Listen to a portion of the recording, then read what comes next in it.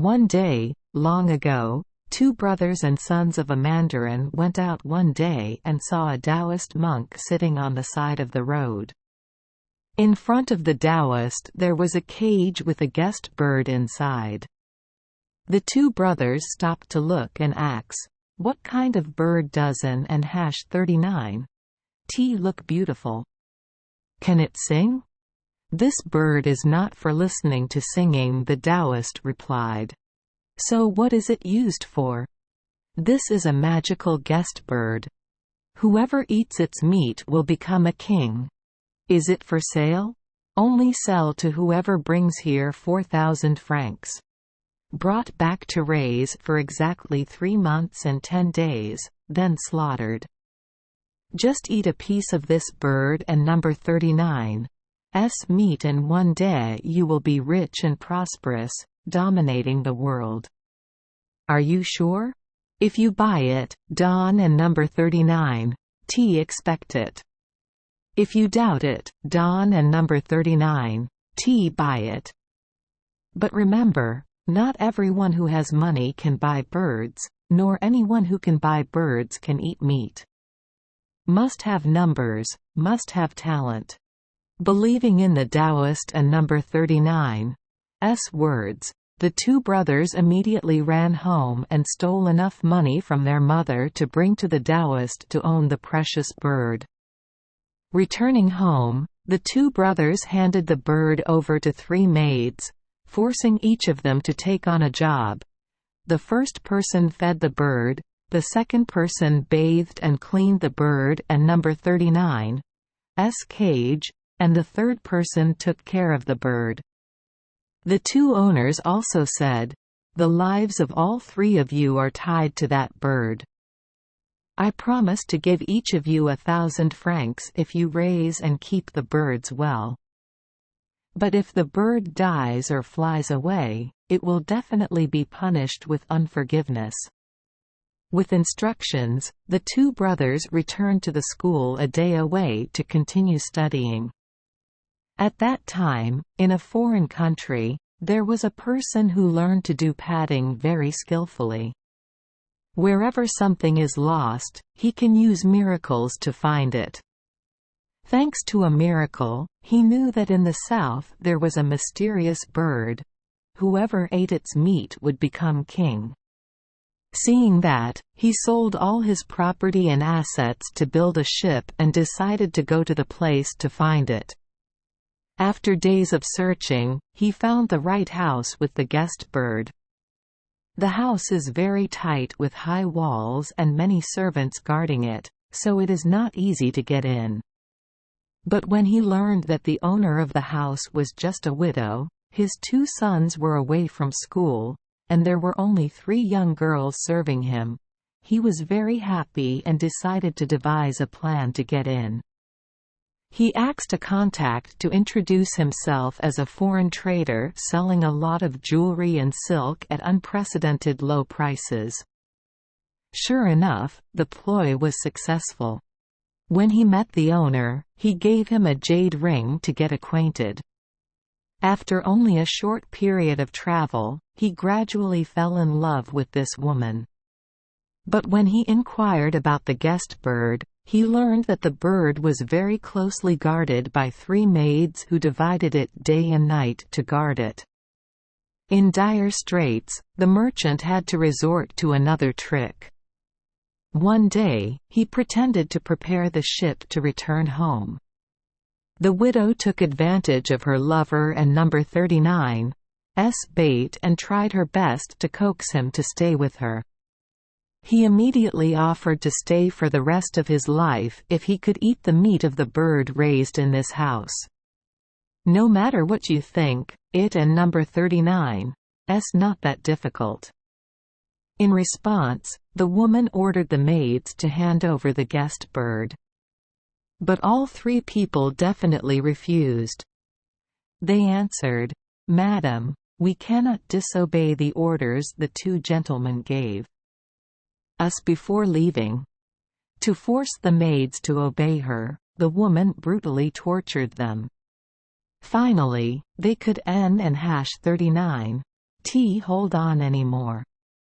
Let and number 39 talk about how one day the two brothers were sitting and doing homework when suddenly flies came from somewhere and surrounded the tip of the pen, preventing them from dipping into the ink.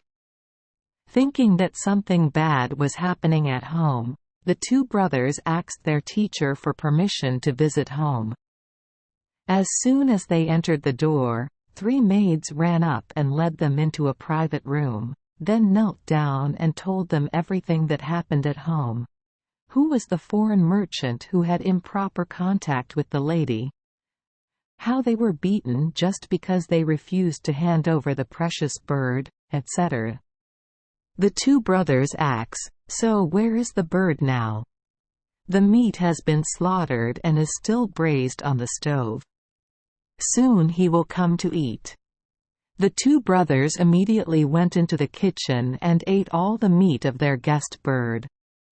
After eating, they stole money from their mother, gave the 3 maids a reward as promised, and told them to run away quickly to avoid being caught by their mother. Then, the two brothers also left home. When climbing up a pass, it was just dark. The two of them sat down to rest. Then because they were so tired they fell asleep on the grass. While sleeping soundly, suddenly 2 gods flew over this place in the air.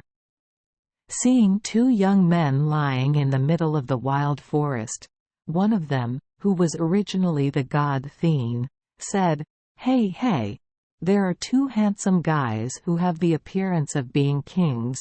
So why are they lying here without fear of being eaten by wild animals?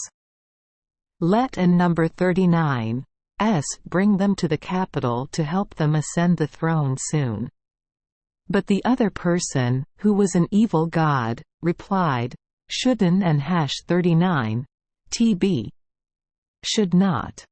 Let and number 39 take them to places with hundreds of rivers and thousands of winds to see how they cope with their fate. The 2 gods argued forever and no one agreed. It wasn't and #39 until early morning that one of them stole his older brother to go to the state of Qi, the other stole his younger brother to go to the state of Chu, and dropped him off before sunrise. Talk about the brother being released into a poor person and number 39's house by the god Thene. That family worked every day, not knowing what day there would be tomorrow. Seeing the son and number 39's bright face and good writing skills, the homeowner considered it as if heaven had given him a child, so even though the family lacked food, he did not have the heart to evict him. The young man also rushed to do any job to survive.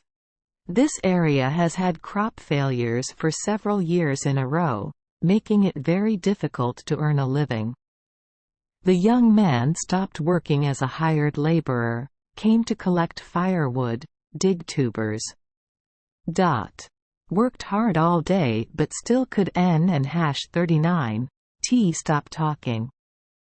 The famine became more and more intense, with starving people filling the streets and markets. Within a few months there were paddy robberies. The homeowner followed the crowd. The young man also enthusiastically took the lead. Seeing that he was talented, people respected him as a great leader. The court heard that the hungry people were rebelling and quickly sent troops to fight. Blood flowed everywhere. But the hungry people also gathered into armies under his command. His army grew larger and larger. From thousands, they soon grew to tens of thousands. Whichever class the imperial army came to, it was completely defeated. His army marched back to the capital and no one dared to resist. Finally, in a fierce battle, the kings and officials of Qi were all destroyed. The lands of Qi were all handed over to the insurgents. People honored him on the throne, calling him King of Qi. The younger brother was released into a city by an evil spirit. At this time, the Chu country was suffering from a python epidemic.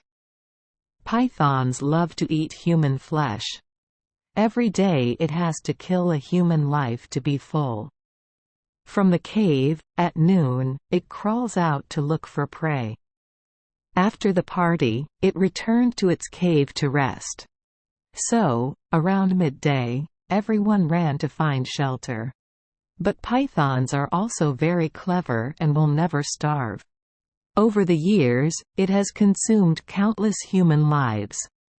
The king was extremely worried and promised to marry the princess to someone who could get rid of the monster. The young man fell right when the python came to feed in this city. He was walking around the streets when suddenly he saw everyone disappearing. While surprised, the python rushed back somewhere. Seeing the danger, he drew his sword and fought back. The fight went on for a long time. Several times he hit the animal and number 39's head. A broken sword tip was stuck in it. But although injured, the python is still very strong. It makes you tired. Finally, he was able to cut the monster, but because he was so tired, he fell unconscious on the side of the road. When the danger had passed, everyone rushed out of their hiding places. A small official rode his horse to the python and number 39's body first, then cut off the head and presented it to the king, claiming to be the one who killed the monster. He wished to marry the princess to him. The wedding ceremony was held very lavishly. But while everyone was partying, a young man suddenly appeared at the city gate. He asked to meet the king to reclaim the broken sword tip. The guards held out the python and number 39's head and found it immediately. Seeing the overwhelming evidence, the king ordered the mandarin to be imprisoned and appointed the young man to the position of son-in-law. Not long after that, the king died without any children. His son-in-law was respected by everyone as king and was called King So. During a meeting, King Qi and King So met at the border of the two countries. The two brothers recognized each other immediately, and from then on the two countries maintained long-lasting peace. The people of Qi and Chu enjoyed unprecedented peace and prosperity. Chinese fairy tale. Thank you for joining us for today's fairy tale. We hope these stories bring joy and meaning to your day. If you love our channel, please hit the subscribe button so you won't miss any exciting tales. Wishing you a good night and sweet dreams. See you in the next story.